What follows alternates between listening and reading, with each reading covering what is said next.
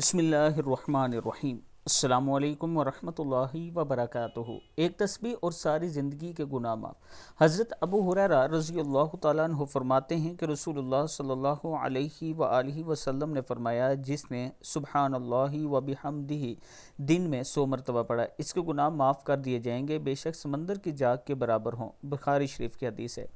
یعنی اگر آپ یہ تسبیح پڑھتے ہیں تو آپ کے گناہ معاف کر دیے جائیں گے، لیکن یہ بات یاد رکھیں کہ اگر کسی انسان کے ساتھ آپ نے زیادتی کی ہے، اس کے حقوق آپ نے غصب کیے ہیں، تو پہلے اس سے معافی مانگ لیں۔ ایسے گناہ معاف نہیں ہوں گے۔ جو آپ اور آپ کے اللہ کے درمیان کے معاملات ہیں وہ معاف ہو سکتے ہیں، لیکن کسی انسان کے ساتھ زیادتی یا اس کا حق کھانا یا اس کی کسی چیز پر قبضہ کرنا، ایسے گناہ معاف نہیں ہوں گے ذکر اذکار سے، وہ آپ کو اس سے معافی مانگنی پڑے گی۔